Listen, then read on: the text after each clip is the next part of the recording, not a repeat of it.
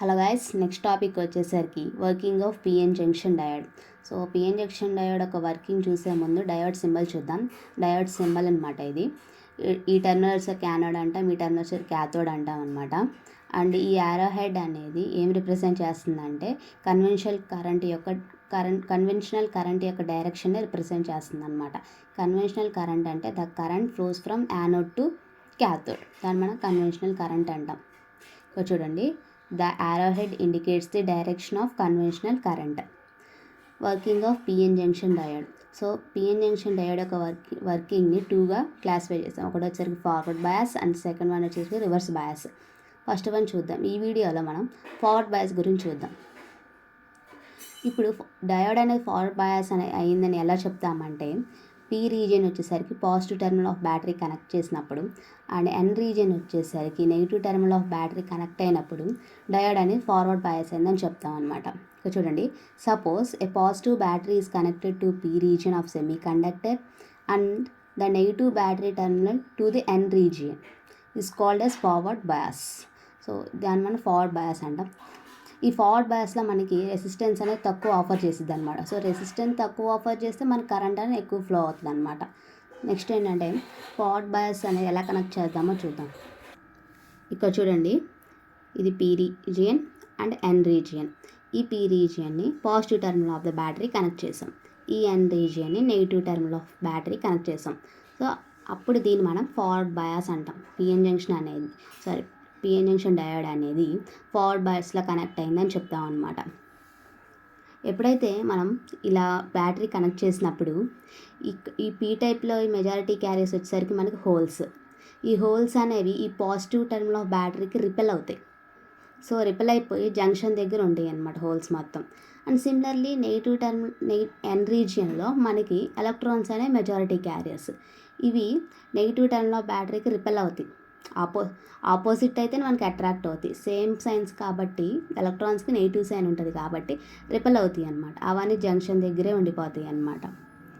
So మనకి depletion region అనేది మనకి ఆల్రెడీ ఫామ్ అయి ఉంటుంది. ఎప్పుడైతే పిఎన్ మెటీరియల్స్ మనం కంబైన్ చేస్తామో పీ మెటీరియల్ మనకి డిప్లీషన్ రీజియన్ అనేది ఆల్రెడీ ఫామ్ అయి ఉంటుంది అనమాట.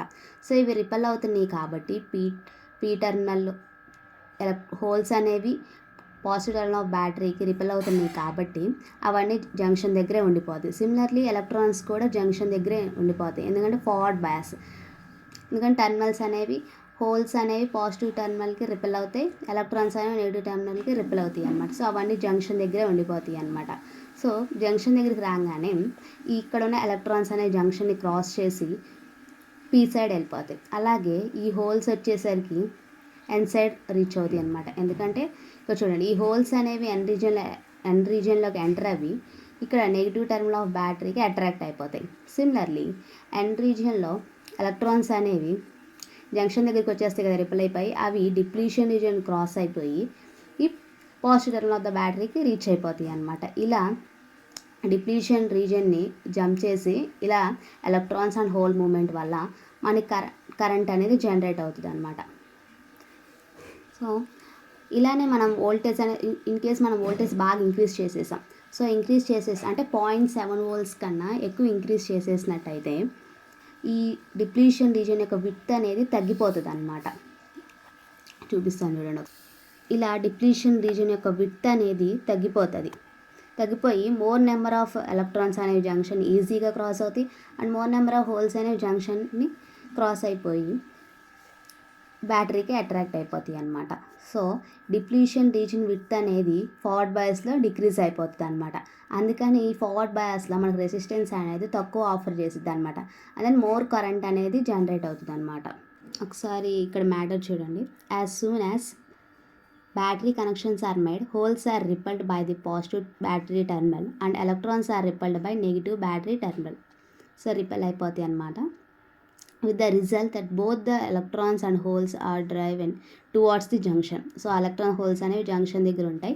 This movement of electron holes constitutes a large current flow through the semiconductor. The diode offers a low resistance in forward direction.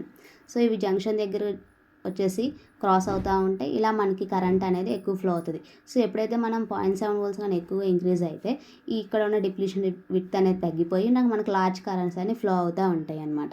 Up to 0.7 volts వచ్చేసరికి మనకి minority కరెంటే flow అవుతుంది అనమాట. ఎప్పుడైతే మనం వోల్టేజ్ అని ఎక్కువ ఇంక్రీజ్ చేస్తామో అప్పుడు మనకి లార్జ్ కరెంట్స్ అనేవి ఫ్లో అవుతాయి. అంటే విడ్త్ అనేది గ్రాడ్యువల్ తగ్గిపోతూ ఉంటుంది. సడన్గా మనకి ఎక్కువ కరెంట్ అనేది ఫ్లో అవుతుంది అనమాట.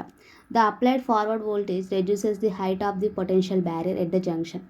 సో పొటెన్షియల్ బ్యారియర్ అంటే నథింగ్ బట్ డిప్లీషన్ రీజియన్ అనమాట. ఎప్పుడైతే ఫార్వర్డ్ వోల్టేజ్ అప్లై చేస్తామో ఎక్కువగా మనకి హైట్ అనేది అదే విడ్త్ అనేది డిప్లీషన్ యొక్క రీజియన్ యొక్క విడ్త్ అనేది తగ్గిపోతుంది.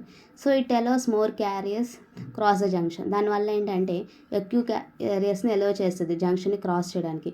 సో మోర్ కరెంట్ అనేది ఫ్లో అవుతుంది అనమాట. Forward bias reduces the thickness of the depletion region. So that's all about forward bias of PN junction diode.